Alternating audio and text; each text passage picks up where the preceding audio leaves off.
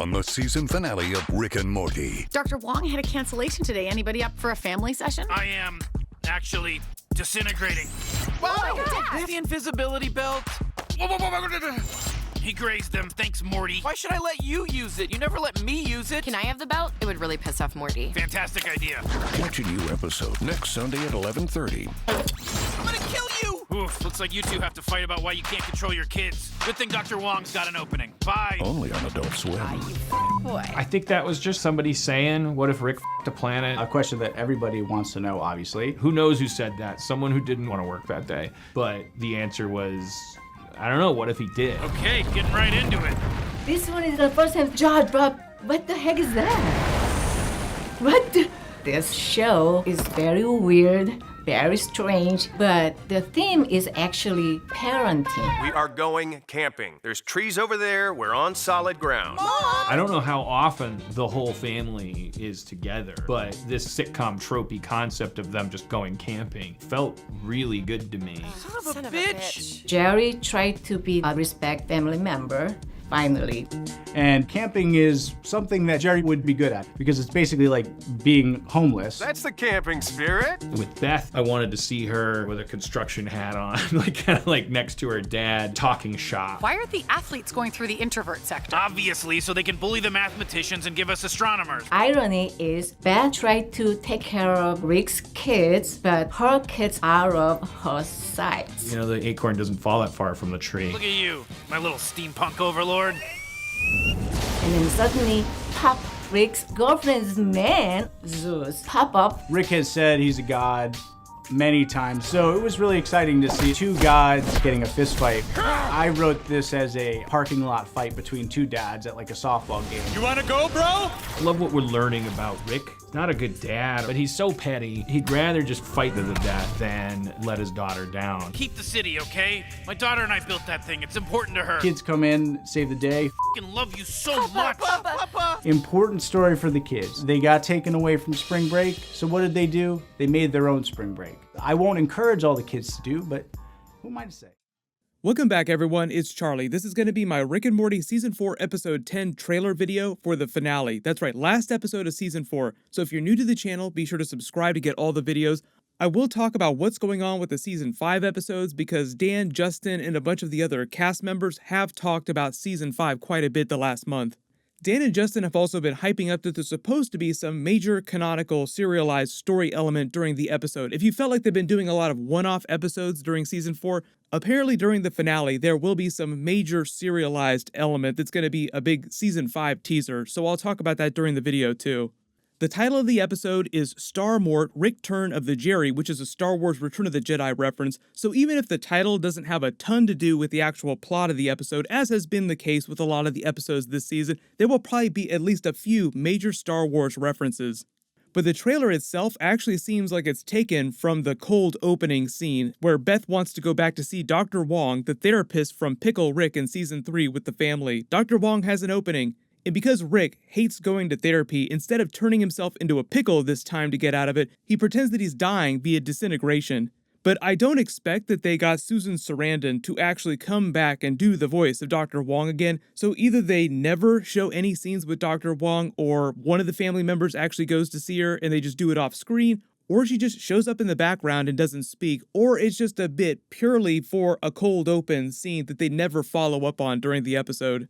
Dan and Justin made a whole big thing about not rushing to go back to old storylines or characters, and because of what they did during episode 6 with all the overloaded fan service, fake storylines, it raises a lot of questions about how they're going to handle their ongoing serialized story elements from previous episodes.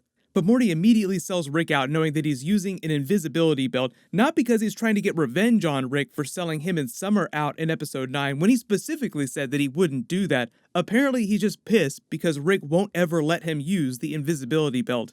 You know, the only thing that Morty would use that for is just peeping on Jessica. One of the first things he did with the reality switching remote a couple episodes ago was to use it to walk into the girls' locker room at school to try and catch them naked.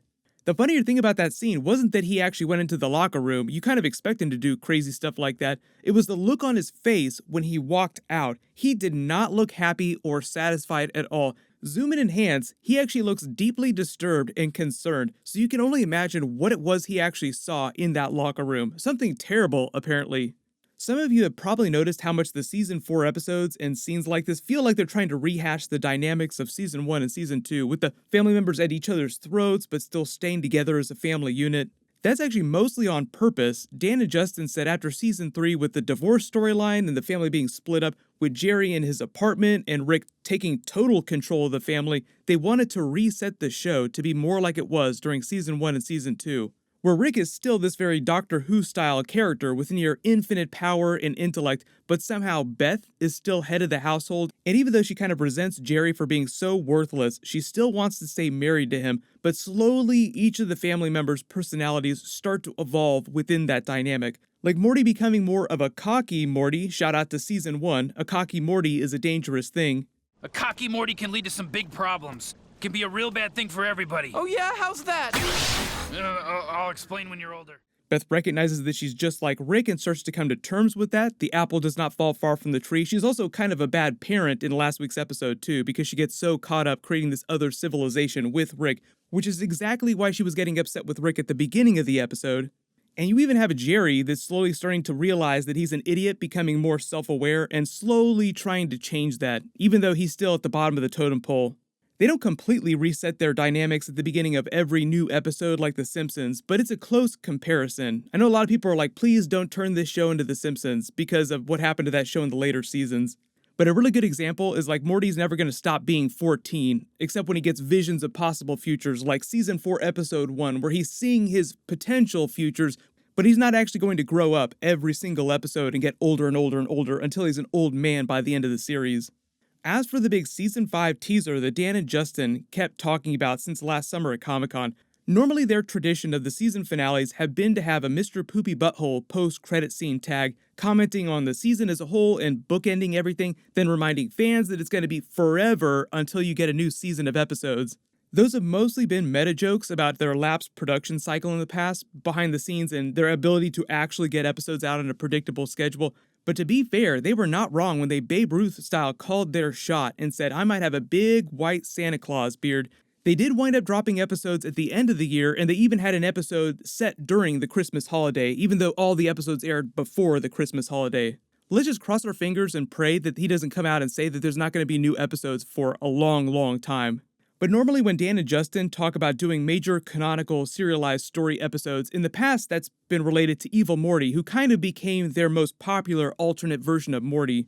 The problem with them doing that though, and this gets back to the events of episode 6 with the story train, they already did a major Evil Morty Citadel of Rick scene, and it was so over-the-top ridiculous fan service as part of that larger Jesus Deus Ex Machina scene in their commentary about things that Rick and Morty as a show would never do. It kind of feels like they were doing that as a way to say that they didn't have any huge plans to do more Evil Morty Citadel stuff anytime soon.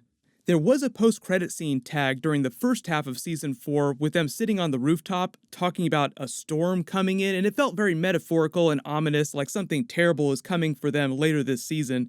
And if we're talking about Return of the Jedi, Star Wars references because of the title of the episode, you think Emperor Palpatine, and even though it kind of seems like Evil Morty had his own evil Emperor Poopy Butthole with him, based on the show's dynamics, unless there's some character that we don't know is behind Evil Morty himself would be the Emperor in this scenario. Part of me also thinks this Emperor Poopy Butthole was just there as a joke, just to create more merch for them to sell and make money on.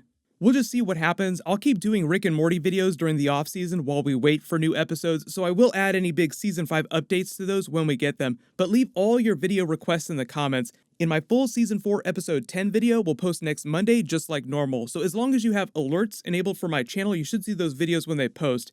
Congratulations, Stefan Dalton, you're the giveaway winner from my last big Rick and Morty video. Please email me on the About page of my channel so I can get your details. And for those of you that are really bummed out that we haven't had a lot of movies or a lot of really big TV premieres in the last couple of months because of the virus, that's going to change the second half of the year. Most of all the stuff that got delayed earlier is coming the second half of the year. So everyone, click here for all my full Rick and Morty Season 4 episode videos, and click here for my brand new Black Adam teaser and Justice Society breakdown. Thank you so much for watching. Everyone stay safe. I'll see you guys tonight.